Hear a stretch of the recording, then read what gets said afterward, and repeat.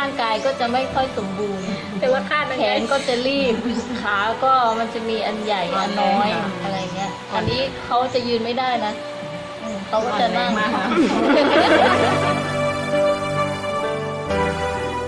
สิ่งที่สร้างความฉิบหายให้มวลมนุษย์